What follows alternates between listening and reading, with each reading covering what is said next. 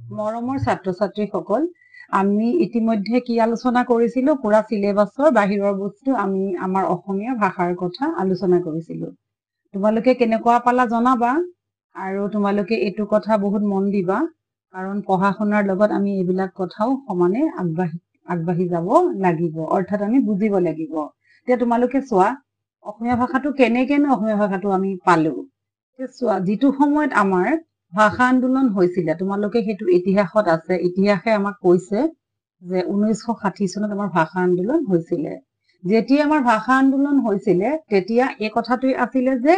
আমাৰ অসমীয়া ভাষাটো ৰাজ্যিক ভাষালে স্বীকৃতি দিব লাগে অৰ্থাৎ আমাৰ অসমীয়া ভাষাটো যাতে আমাৰ অফিচত চলে বা হেতু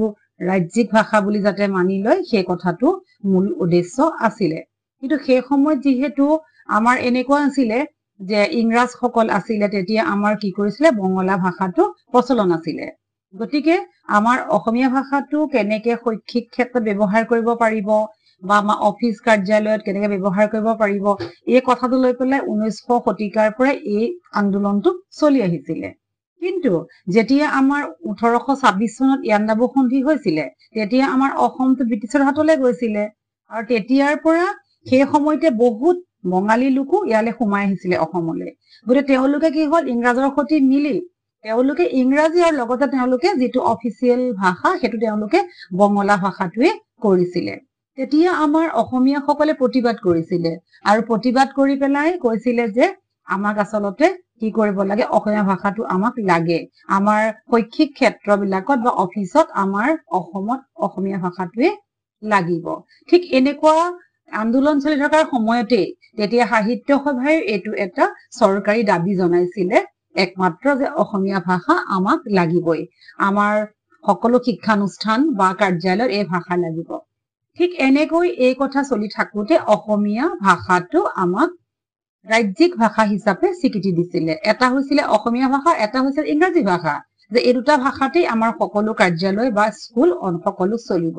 কিন্তু সেই সময়তো এটা সমস্যা আহিছিলে যে তেতিয়া বৰাক ভেলীয়ে মানে বৰাক উপত্যকাৰ সকলো লোকে এই ভাষাটো অসমীয়া ভাষাটো অফিচিয়েলি কেতিয়াও সাপোৰ্ট কৰা নাছিল তেতিয়া আকৌ তাৰ ওপৰত আকৌ আন্দোলন হৈ তেওঁলোকৰ সেই বৰাকৰ ফালটোত বঙালী ভাষাটোৱে তেওঁলোকৰ ভাষা স্কুল বা তেওঁলোকৰ অফিচত সেই ভাষাটোৱে দিয়া হল বাকি আমাৰ সকলোৱে অসমত অসমীয়া ভাষাটো বৰাক ভেলী বাদ দি বাকিখিনি অসমীয়া ভাষা আৰু ইংৰাজীটো থাকিব এই দুটাই হৈছে ৰাজ্যিক ভাষা তাৰমানে এই দুটা ভাষাৰ জৰিয়তে আমাৰ স্কুল কলেজ অফিচ সকলোতে সকলো ধৰণৰ আদান প্ৰদান হব এই ভাষা আন্দোলন চলি থাকোতে তোমালোকৰ কাৰণে আৰু এটা জানিবলগীয়া কথা যে যিখিনি ভাষা আন্দোলন কৰি থাকোতে বহুতো ছাত্ৰ ছাত্ৰীয়ে যোগদান কৰিছিলে সেই যোগদান কৰাৰ ভিতৰত আমাৰ কটন কলেজৰ এজন ছাত্ৰ আছিলে ৰঞ্জিত বৰপূজাৰী বুলি তেওঁ 1960 চনৰ 4 জুলাইত তেওঁ এই ভাষাৰ কাৰণে তেওঁ 113 নম্বৰ ৰুমত আছিলে আৰু সেই ৰুমৰ সন্মুখত তেওঁ গুলীওৱা হৈছিলে গতিকে ভাষা আন্দোলনৰ এই প্ৰথম শ্বহীদজনী আছিলে কটন কলেজৰ ছাত্ৰ ৰঞ্জিত বৰপূজাৰী আৰু তাৰ লগত বহুত ছাত্ৰ ছাত্ৰী শ্বহীদ হৈছিলে গতিকে এয়াই আছিলে আমাৰ ভাষা আন্দোলনৰ মূল কথা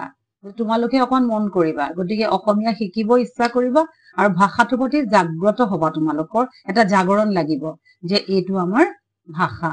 গতিকে আমি ভাষাটো শিকিব লাগিব অসমীয়া পঢ়িব লাগিব তোমালোকৰ সেইটো এটা বৰ ডাঙৰ গৌৰৱ গতিকে তোমালোকে এইবোৰ কথাত অলপ হলেও গুৰুত্ব দিবা নহবা এতিয়া লাহে লাহে আমাৰ অসমীয়া ভাষাটো নাইকিয়া হৈ যাব এনেধৰণে যদি নাইকিয়া হৈ যায় তেতিয়াহলে আমাৰ পৰিচয়টো কোনে দিব গতিকে আজিৰ তোমালোকে যদি এইখিনি দাঙি ধৰা কাইলৈ আকৌ তাৰ পিছৰ জেনেৰেশ্যনটোও তেনেকৈ এই ভাষাটো ৰাখিব পাৰিব নহবা আমাৰ ভাষা নিঃশেষ হৈ যাব গতিকে মৰমৰ ছাত্ৰ ছাত্ৰীসকল ভিডিঅ'টো যিমান পাৰা সিমান শ্বেয়াৰ কৰিবা আৰু ছাবস্ক্ৰাইব কৰিবা